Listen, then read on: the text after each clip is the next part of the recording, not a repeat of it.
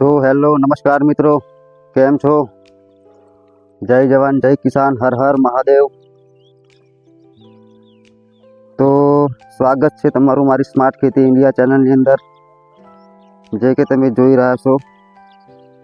અને જો તમે મારી ચેનલને સબસ્ક્રાઈબ ના કરી હોય તો કરી લેજો, જેથી તમને આવા જ નવા વિડીયો જોવા તમને મળશે. જો કે અત્યારે તો તમે મારા સામું નહીં જોઈ રહ્યા, જે હું તમને વિડીયોની અંદર બતાવી રહ્યો છું એ તમે જોઈ રહ્યા છો. અને સાચું બોલજો કે બોલો, તમે કારેલાની સામે તમારી નજર છે કે મારી સામે તમારી નજર છે? એ મને કમેન્ટ સક્સેસની અંદર તમે જરૂરથી જણાવજો. કેમ કે કારેલા એટલા બધા બેઠા છે કે વાત જ ના થાય એવી.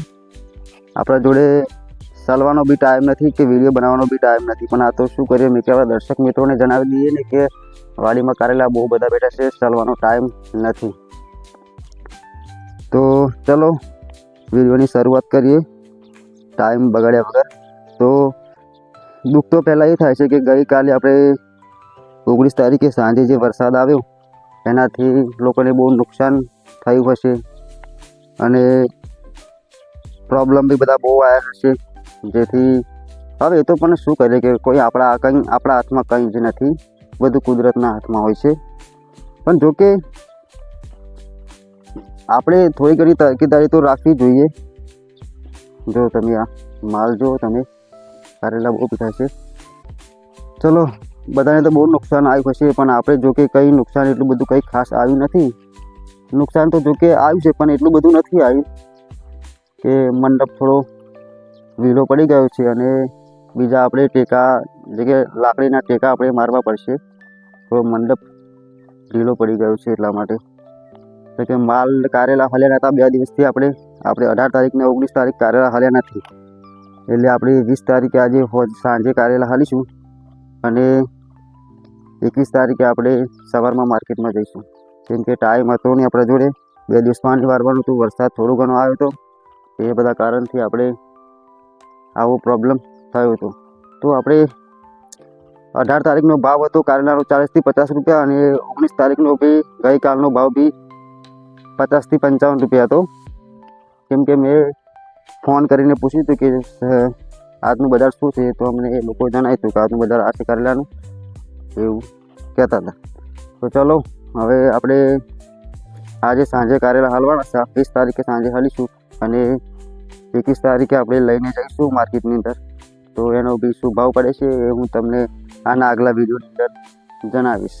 પણ તો તમે જોઈ શકો છો મિત્રો, કેમ કે આપણે 2 દિવસથી માલ તોડી નહોતો, તો માલની બેઠક વધી ગઈ છે શેક લગીને.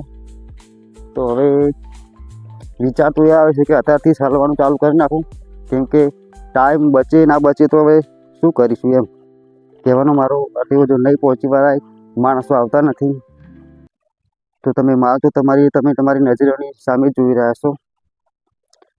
અને આપણે તો કંઈ નથી, બીજા લોકોને તો મંડપ ઉપડીને બી નીચે પડી ગયા છે, એવા બધા નુકસાનકારક થઈ ગયું છે. પણ જો કે આપણું એટલું બધું કોઈ નુકસાન નથી, એટલું સારું છે, ભગવાનની દયા છે કે આપણે કોઈ એટલું બધું નુકસાન નથી.